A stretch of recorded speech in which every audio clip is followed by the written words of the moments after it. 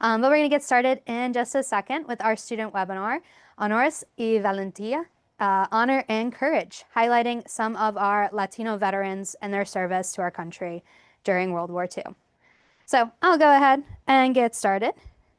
Just to introduce myself, hi everyone. My name is Maddie. I'm a museum educator here at the National World War II Museum in New Orleans. And we have a great program coming up for you guys. Again, like I said, our webinar here celebrating Hispanic Heritage Month. We're going to look at a lot of the different ways that Latino Americans both served our country in World War II, but also in the past, as well as some of the things that were affecting them during World War II, before World War II, for some background information. To get us started, we're going to start off with the kind of background information side of things, just to kind of set the scene and give you a little bit of context as far as Latino Americans in the United States. So we're going to start our journey kind of at the beginning of the United States. Thinking about American history, learning about that in school. Oftentimes in early American history, we learn about colonization here in America.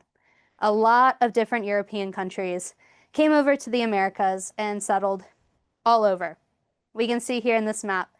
Usually when we learn about this, we think a lot about British colonization, the original 13 colonies of the United States, being in Louisiana, a lot of French territory coming through, especially with eventually the Louisiana Purchase. But there's also going to be Spanish territory in the United States as well. We see that there's going to be states like Florida that get Spanish colonization, as well as in this map here, Texas, Arizona, New Mexico, and Mexico itself exactly. Spain will end up colonizing a lot of the Caribbean sort of territories, as well as a lot of Mexico. So thinking about that, there's a lot of Spanish influences in those areas, and there's a lot of Spanish influences we have in America today because of it. A lot of different culture, music, dancing even, and especially language. I mean, still today, Spanish is the second most common language spoken here in the United States. So a lot of colonies came from Europe to the United States and played a lot of roles in creating the culture here. And from that, of course, some of it is going to come from Spain. Spain, however, isn't really going to be the focus of what we're talking about today, or Spaniards, if you will. Our focus is going to be more on Latino Americans rather than Hispanic Americans, although Latino Americans can be Hispanic Americans. It's a little confusing, but we're going to look at some definitions to better help us understand this sort of difference, because there is a difference between Hispanic or Latino. Hispanic people refers to people from Spain or Spanish-speaking countries. People who speak Spanish in countries like Mexico, Cuba, Nicaragua. These are technically Hispanic people since they speak Spanish and there is some kind of, Spanish influence on countries like that. So an example of this, a person from Spain, they speak Spanish, they are Hispanic, but since they are from Spain and not from a Central or South American country or the Caribbean, they're technically not Latino. Latino, however, refers to people from Central, the Caribbean, South America, places like Mexico, Cuba, and even actually Brazil. Although Brazil speaks Portuguese, they don't speak Spanish, they are Latino. They're not Hispanic because they don't speak Spanish, but they are Latino. So we're focusing more on Latino people in this conversation today. People who have ancestry or heritage from Central, South America, the Caribbean, and highlighting these individuals and how they supported the war effort. Most notably, at this time period in the 1940s, focusing on Mexican Americans, since Mexico, looking at another map here, was technically a large portion of the United States in the beginning of the United States. Looking at this map here, we can see Mexican territory before it technically became a part of the United States. And we can see that states like California, Nevada, Utah, Arizona, New Mexico, and Texas were once a part of Mexico. Because of that, there is a large population, of course, of Mexican people living there. And this part of the United States became a part of the United States officially after the Mexican-American War. In 1848, because of the Treaty of Guadalupe Hidalgo, this area of Mexico would be ceded to the United States. Mexico would cede about 55% of its territory to the United States, including these present-day states here: California, Nevada, Utah, New Mexico, and even Arizona, Colorado, parts of Oklahoma. It's a lot of territory. I mean, 55% of Mexican territory. And you can imagine, in that territory, there's a lot of people who are Mexican. When this happens, there actually is a choice for these people living in this territory to either become Americans and become a part of the United States, to stay living in their homes, their houses, and now just have a different country to call their own. Or they even had the option to move further south, stay in Mexican territory, and continue to be a Mexican citizen. When this decision comes across, or when people are allowed for, to make this choice, approximately 80,000 to 115,000 Mexicans now become Americans because of this treaty. Some return to Mexico or go further south to continue their lives, but most of them stay here and they become Americans. Because of this, we see a large influx of population here in the United States that are both Hispanic and Latino. So our Mexican Americans become Americans, and here in the Southwest United States, there's going to be a lot of them. This is going to make a lot of sense when I talk about the next thing. I mean, it's important to know that there are Mexican Americans living in the United States. And with this large amount in the Southwest, especially in the South, which is a big thing, we see eventually, as time progresses, Jim Crow laws will come to affect Latino Americans in the Southwest especially. So shifting now to sort of what's affecting our Latino Americans leading up to World War II, as well as during and after World War II, we have to talk about what's really affecting them in society, and that's going to be Jim Crow laws. Forgot about the population statistics I put in here, but just for your information of Hispanic or Latino people populating the United States at this time. So in the 1930s, so right before World War II, we have a 1.5 about million population of Latino people in the US. To compare that to a full US population, about 123 million people living in the US at that time. After the war, that number jumps to about 4 million Latinos in the US, comparatively to 179 million Americans entirely. 1990, big jump there to 22.4 million Latinos versus 249 million Americans. And then today, there is an estimated about 67 million Latino Americans here in the US compared to our entire population, including Latino Americans, at 349 or 48 million. So just some sort of population comparison. But to get back to what I was talking about before, talking about Jim Crow laws and how they're going to affect Latino Americans as well. Usually in history, in class, when we learn about Jim Crow laws, we learn about how they heavily affected African Americans in the South United States, which they did. Largely, African Americans are most impacted by Jim Crow laws, especially in states like where this sign was posted depicting segregation over in Alabama. Being from Louisiana, we learn about this in school, no different than a lot of the other schools out there. And so African Americans are encountering this in their daily lives, being forced to endure segregation with that separate but equal sort of laws that are coming out, the Jim Crow laws. So there are segregated, so separate, public facilities for people of color from our white Americans. There are segregated schools, drinking fountains, like you see here in this picture. There are segregated bus seats, there are segregated restaurants, and basically every public facility is segregated. So Jim Crow laws are heavily affecting African Americans, but they also are going to affect other people of color too. Our Latino Americans, even Asian Americans, are going to be affected by these Jim Crow laws that legalized racial segregation. Looking at a sign now here from Mexico, or from Texas, which was once Mexico, we can now see how Jim Crow laws even affected our Latino Americans here in the South.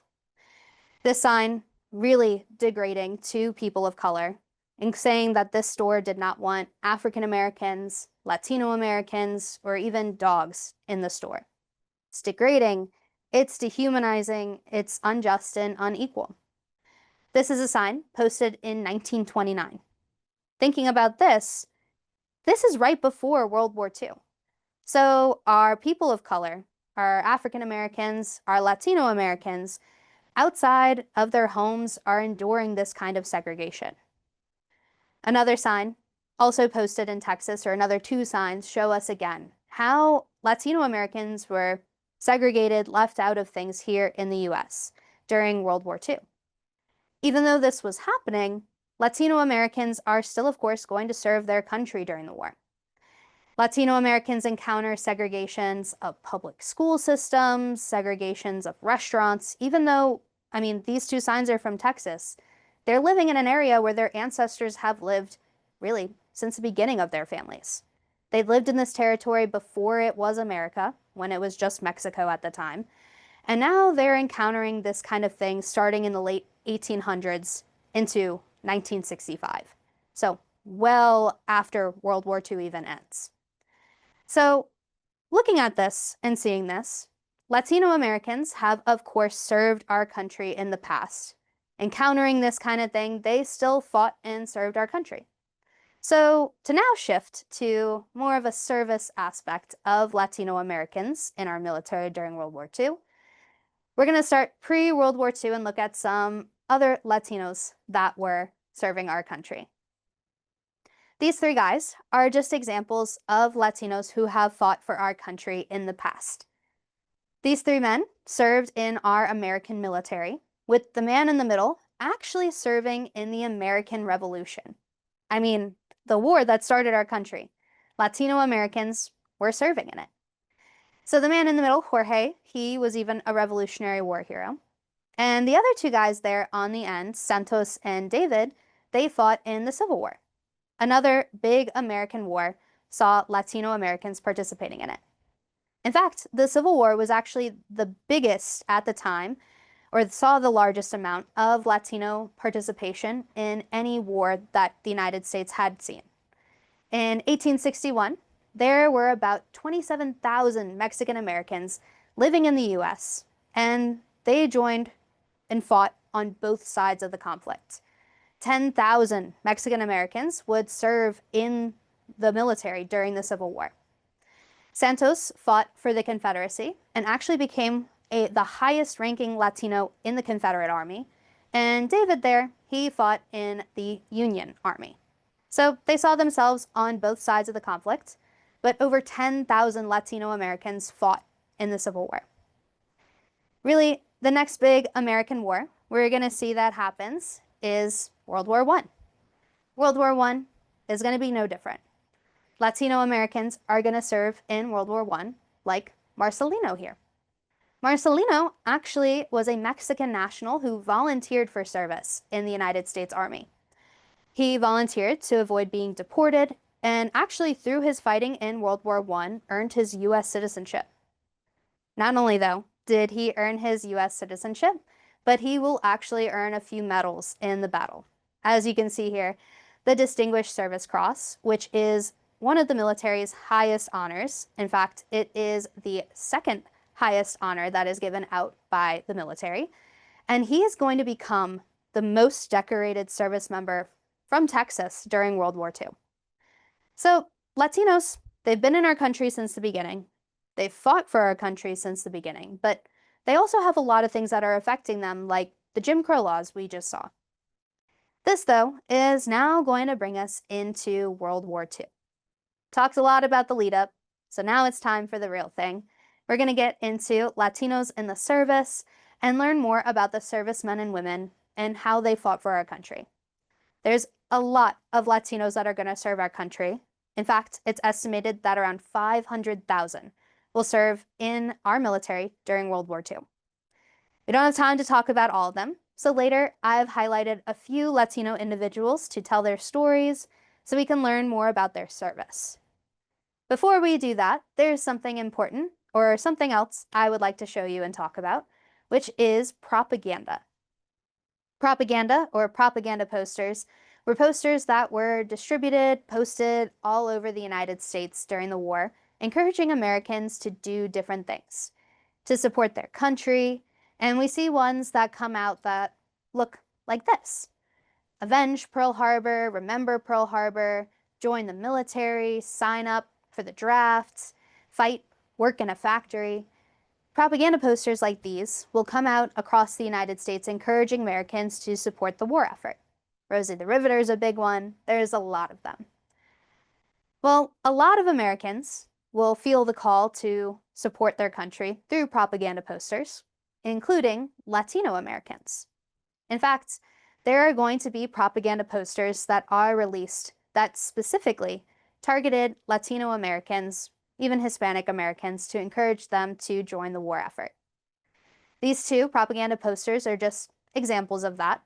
The first one, looking here, that says, Americanos todos luchamos por la victoria, says, Americans all, let's fight for victory. We see a hand of a Mexican national with a sombrero there, raised up alongside Uncle Sam's hat, united. We're all Americans. We all come together to fight for victory. It's a very inspiring propaganda poster. And a lot of Latinos would see this and be inspired to fight in the war. This poster, though, is very different than those other signs we saw earlier. Those other posters we were looking at that say, no Latinos allowed, no Spanish speakers, no Mexicans allowed in establishments. But now, they're saying, we're Americans all, let's all fight for victory. There's a war happening. We need every American to fight in this war, regardless of race, color, religion, national origin, really. Anybody needs to come together to stop the Axis powers. Even though we now have these signs that say Americans all, we're all Americans, those other signs, the Jim Crow law signs, are still posted. All of our servicemen and women, our African American, our Asian American, our Latino American, these minority groups, are having their rights restricted here in the US, but they're still going to fight for the United States and fight for our rights abroad. This sign inspires a lot of people, although it is kind of sad to see that signs like this were posted alongside signs like the Jim Crow ones. The other one, however, a little cartoon poster, is a lot more fun in a way, I guess. I mean, a cartoon, it's a lot more fun. We see here the Uncle Sam kind of caricature alongside a more kind of Mexican caricature with their little peace signs up, which stood for V for victory, watching someone of the Axis powers, a Nazi, fall into a cactus. This was actually a poster created by someone in Mexico to show the unity between the United States and Mexico in the war. Because something that a lot of people don't know is Mexico actually fought in World War II. The United States would extend an invitation to the Mexican military to fight alongside us in the Pacific theater of the war. They would make Mexican history, becoming the first ever group of Mexican military, their Air Force, to ever fight in a war outside of Mexico's borders. So in case you didn't know it, Mexico actually fought in World War II. They fought with us, with the Allies, and made big contributions to that. So I've talked a lot about propaganda here, about pre-World War II stuff, and I'm sure you're maybe a little tired of hearing my voice. So instead, what we're going to do next is hear from another member of the museum staff here, my coworker Angel.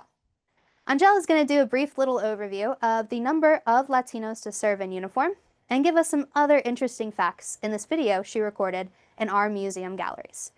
So we'll take a little break here and listen to Angel tell us more about Latinos in the service. Hola, me llamo Angel. Yo soy una maestra aquí en el Museo de Segunda Guerra Mundial. Hi, I'm Angel, a museum educator here at the National World War II Museum. I'm here in our Arsenal of Democracy exhibit in the United but Unequal Gallery. There are so many Latino men and women to serve in the military during World War II, but the exact number to serve is actually unknown.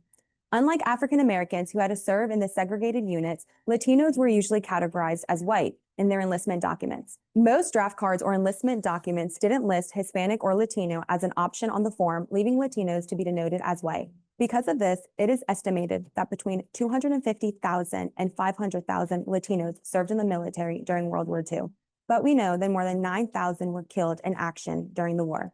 There is, however, one group of Latino service members we do have an exact number of, and that was those from Puerto Rico. Because Puerto Rico is a U.S. territory, they were actually at war too. Puerto Ricans who fought in the war, however, had to serve in segregated units. 53,000 Puerto Ricans served in World War II, many in the 65th Infantry Regiment. They would fight in North Africa and Europe during World War II.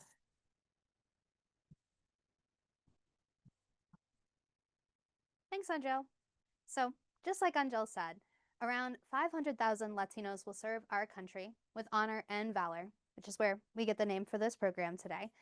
And I had mentioned earlier, we don't really have time to talk about every single one that served. So instead, I've chosen a few to highlight for you today to learn more about.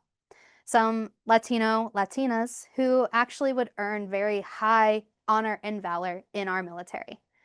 And to start with ladies first, we're going to begin with a Latina who will make U.S. history by actually becoming the very first Latina to join the Women's Army Corps. This here is Carmen Contreras Bozak, who made history, like I said, as the very first Latina woman in the Women's Army Corps. Bozak, she was born in Puerto Rico, but came to the United States in high school. In 1942, she joined the WWII when the Army was actually looking for a bilingual woman to fill assignments for them, serve as translators, serve as kind of people to relay messages. She will then work in cryptology and communications, interpreting those messages. Being able to speak more than one language is super useful skill to have. I mean, today's society, it's a useful skill to have. But with a world at war, a lot of languages out there. She was able to use her ability to speak both Spanish and English to the United States military's kind of benefit, translating messages, transcribing messages, and she would be stationed over in Africa, serving actually in Eisenhower's Algiers headquarters. Like I said, transmitting these encoded messages, but she wasn't very far from the battlefield at all. She kind of would find herself next to where air raids were happening, and during her 18 months there, she would witness 4 German air raids. I mean, it's a lot to have to witness, a lot to have to deal with. So she, being from Puerto Rico, made, technically American history, since Puerto Rico, like Angel had mentioned, is a part of the United States. Being a woman, though, she didn't have to serve in a segregated unit like Angel had talked about, and using her sort of bilingual ability was able to help the United States in that great way. So Carmen, a great Latino American to help with the war effort, and another Puerto Rican that is going to also help dramatically with the war effort is our next Latino veteran that I'm going to highlight, Agustin Ramos Calero, who was also born in Puerto Rico. He would join the Puerto Rican 65th Infantry Regiment and later be reassigned to the 3rd U.S. Infantry Division in Europe. He is going to make history by becoming the most decorated Latino soldier of World War II, and even after World War II, continued to serve the United States in the Korean War. So he would join the infantry regiment, get reassigned, and find himself fighting over in Europe, specifically in Italy, or in France. While in France, during the Battle of Colmar Pocket, he ends up actually attacking a German squad and killing several of them. During his battle, he will capture 21 Germans before actually being wounded himself. Following the events, he would be given the nickname, like it says there, a one-man army by his fellow army men. He really was a one-man army. He did a whole lot in that one battle. Capturing 23 German soldiers on his own, or 21, it's a lot of work there. For his actions, he is given the Silver Star, the 3rd highest military honor, And he actually, throughout the battles or throughout all of World War II and eventually into the Korean War, will receive 22 decorations in total from the military, earning him that title of being the most decorated Latino service member from World War II. Along with this, he is going to continue to serve in Korea, but he will actually continue to serve until 1962, after a total of 21 years of active service. He'll retire with the rank of a Sergeant First Class. So a very high-ranking Latino with very high military decorations. Our next Latino veteran that we are going to highlight, we're actually going to highlight several of them. So this is actually going to be a group of Latino veterans that are kind of an outlier or a weird group in this. Angel had mentioned that one of the only segregated units of Latino Americans were those from Puerto Rico. This unit technically wasn't segregated, but it was made up of only Mexican Americans from El Paso, Texas. They were once the National Guard over there, and they were all from the same neighborhood. So when they joined World War II or got kind of deployed into World War II, this was an all Mexican American unit, all from the same neighborhood or barrio, as we're going to hear in just a second. And they were members of Company E, the 101st Infantry Regiment.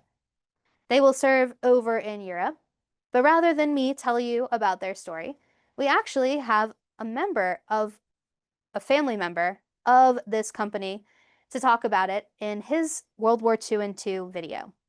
So we're going to watch a video of actually a descendant of Company E, or a relative, a family member, tell us more about these special Mexican-American soldiers in World War II. It's estimated that around 500,000 Hispanic Americans served in World War II. And while many were part of mixed units, there was one special group from El Paso, Texas, that was made up entirely of Mexican Americans from local neighborhoods or barrios. This is the incredible story of Company E, 141st Infantry of the 36th Division, the Patriots from the Barrio. And this is World War II in two.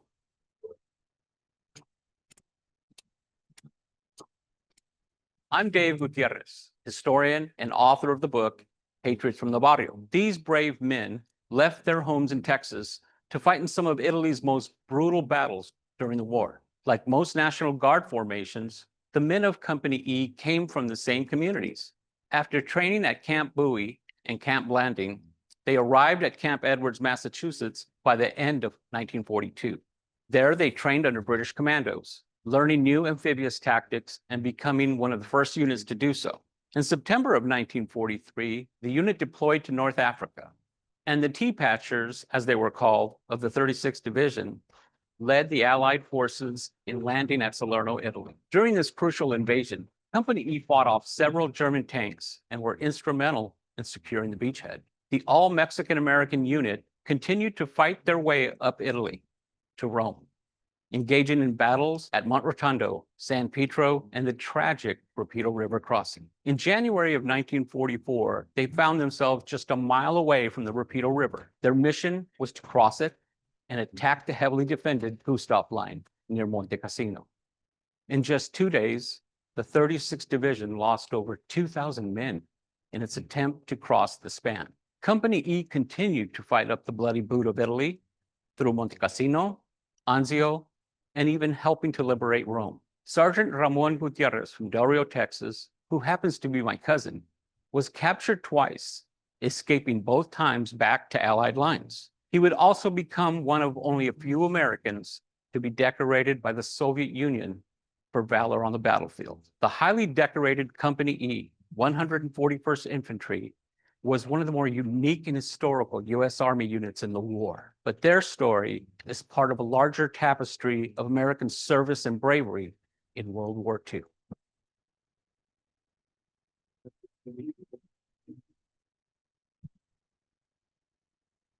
So Company E there, a very highly decorated Latino unit. Incredible story. We're going to shift now back to looking at individual Latinos in the service and learn more about two who would actually receive the highest military decoration, the Medal of Honor. we're going to see many Latino Americans receive the Medal of Honor for their actions during World War II, 17 to be exact. In total, though, during the war, 472 soldiers would receive the Medal of Honor. Again, 17 of them being Latino American. Some received recognition immediately after the war or after their actions that they performed to get that Medal of Honor. But there were actually 5 that would wait 55 to 69 years to receive recognition for their service. One Medal of Honor would be awarded by President Clinton to a recipient who is both of Asian American and Latino heritage. We see 4 then awarded by President Obama back in 2014 to Latino Americans who should have received them back when they had done the act of service. Due to prejudice against those of minority descent, we see after the war, a lot of minority veterans didn't get the recognition that they deserved. There have been several studies that have come out after the war. One during the Clinton administration, another during the Obama administration, to review to see if these minority veterans should have received the Medal of Honor. And in many of these cases, the different committees would vote on it and find that a lot of them should have received the Medal of Honor for their actions that they performed during World War II. So a lot of studies have been conducted, and a lot of minority veterans have received their Medals of Honor since then, most of them posthumously. But we're going to highlight some of them for you guys today. The first Medal of Honor that we're going to highlight, though, received his in 1943 after the actions that he did to receive the medal took place. We're going to start with a veteran who people don't really know a lot about, but they also don't really know a lot about where or the battle that took place that he got his Medal of Honor from. We're going to start with this man here, Joe P. Martinez. Joe Martinez will receive his Medal of Honor in 1943 for actions that he did during the Aleutians Campaign in Alaska. And you heard me right, Alaska. You don't really think about Alaska when you think about World War II. But interestingly enough, we did fight in Alaska during the war.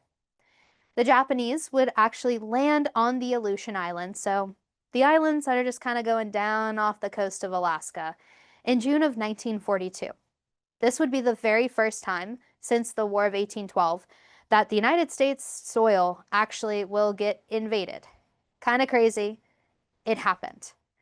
And so Joe, he would be deployed to the Attu Island as a part of the Aleutian Campaign.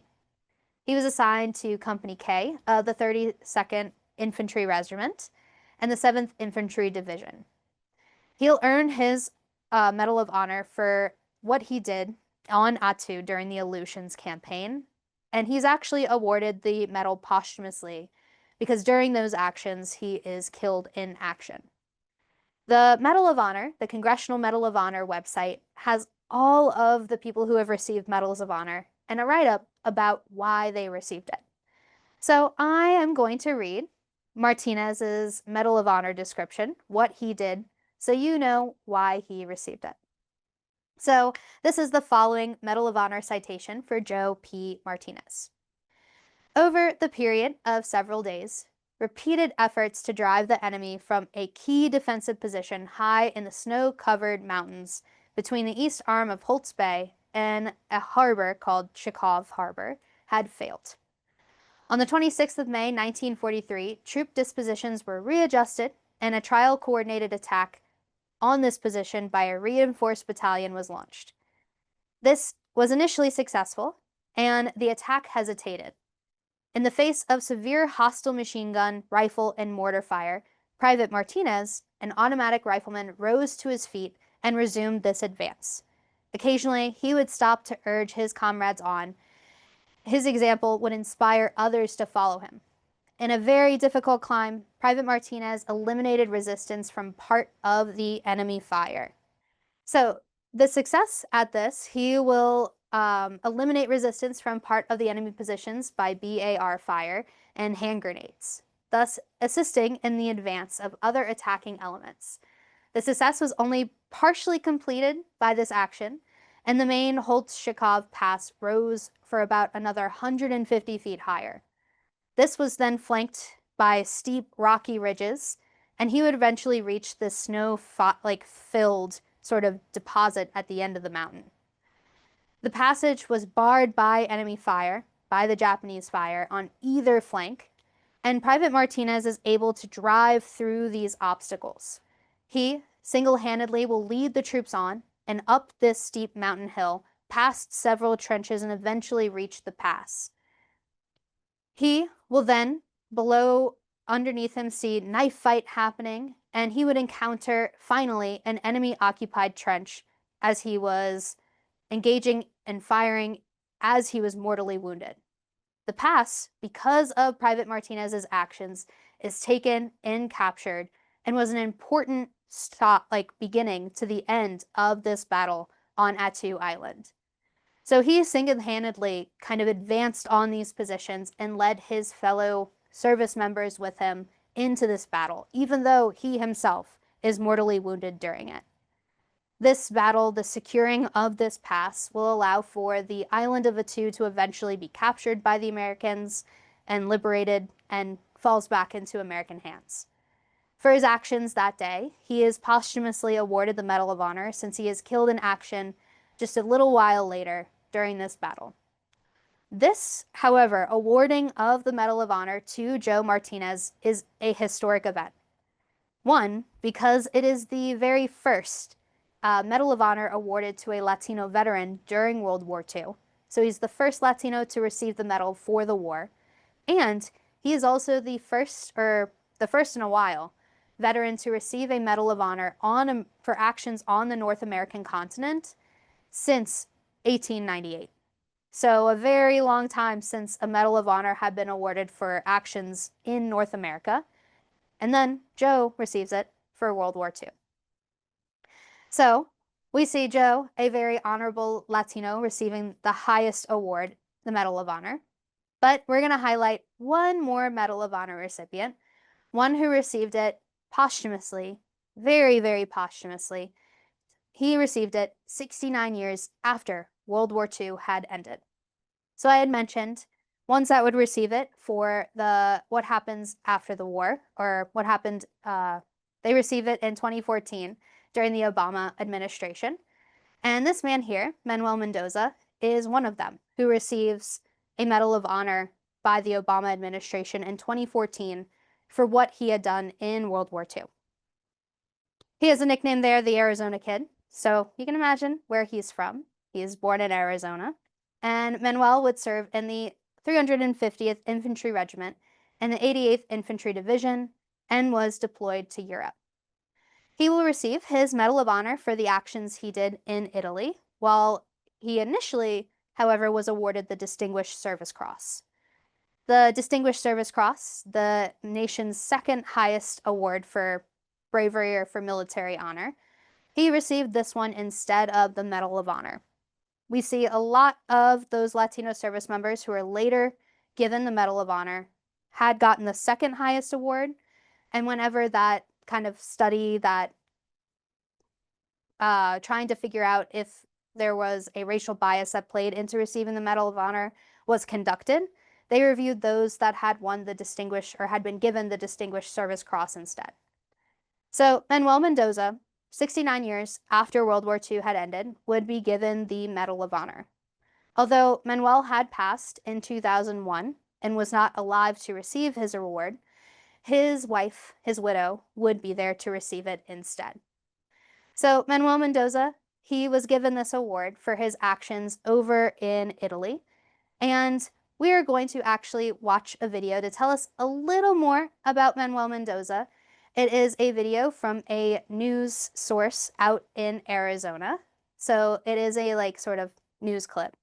And we'll hear more about why he receives it and the reactions of his family members to getting this Medal of Honor 69 years after the actions he did to receive it. Staff Sergeant Mendoza's extraordinary heroism and selflessness above and beyond the call of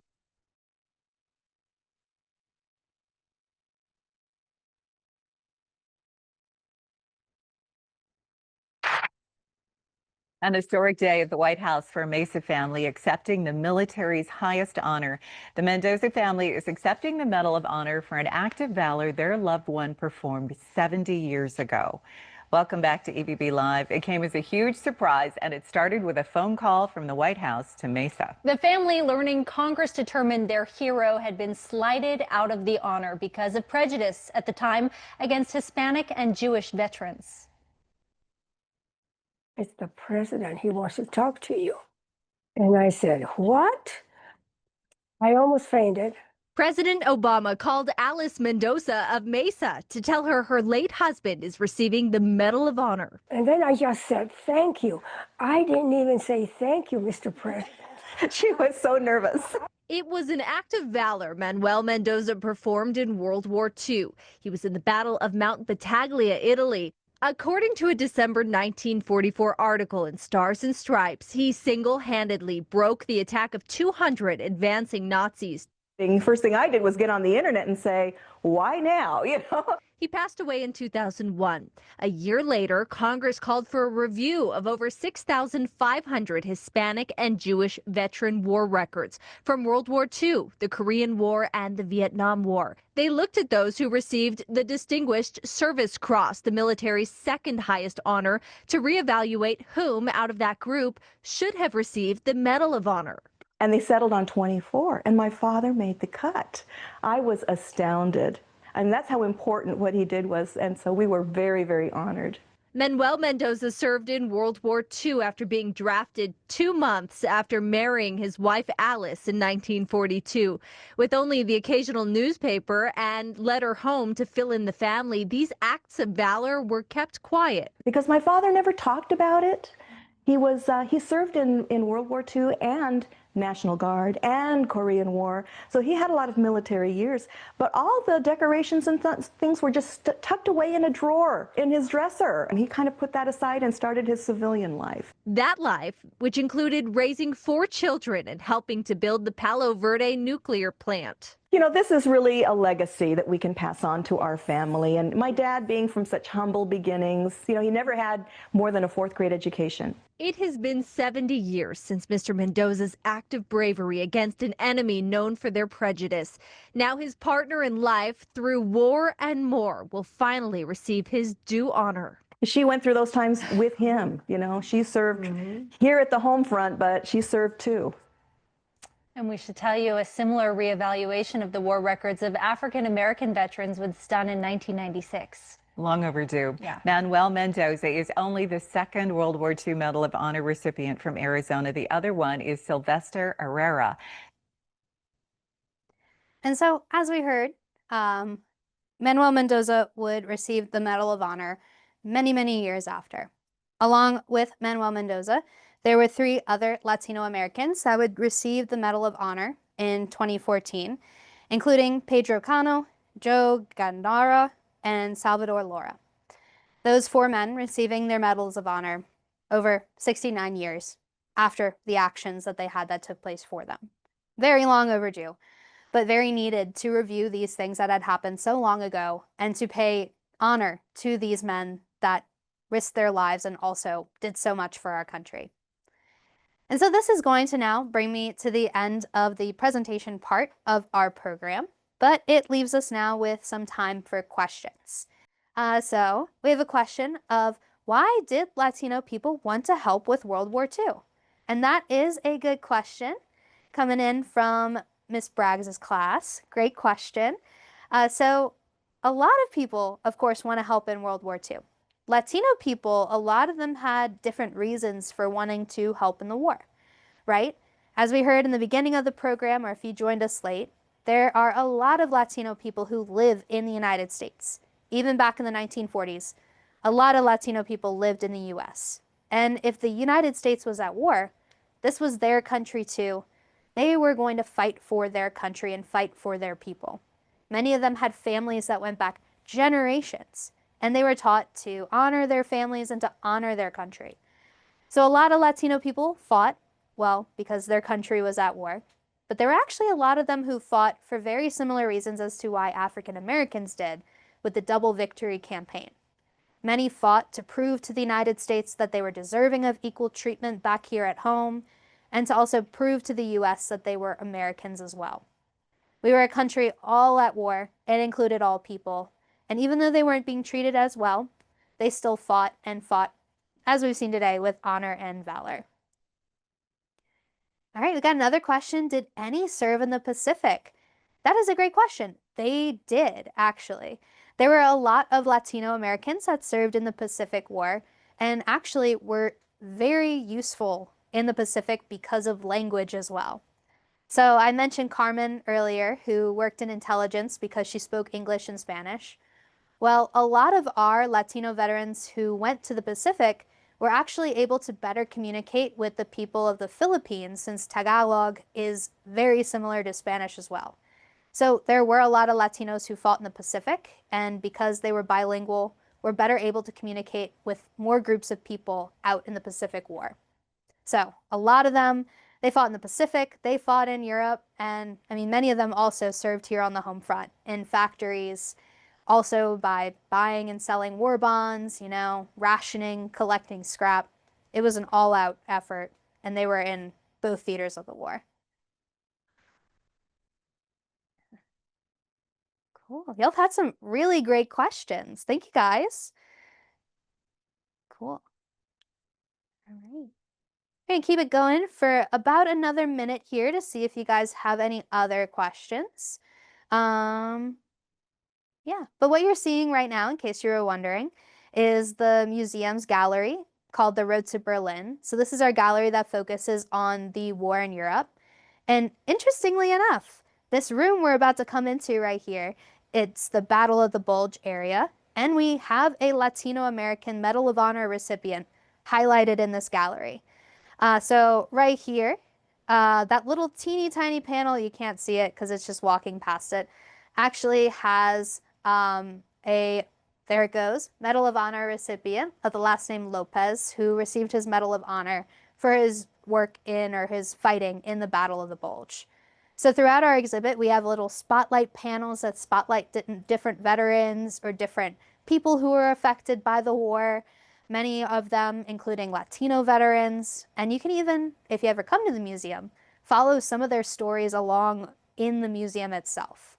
We have a Latino veteran by the name of William Lansford, who his story is highlighted in the museum a lot through things like this kiosk right here.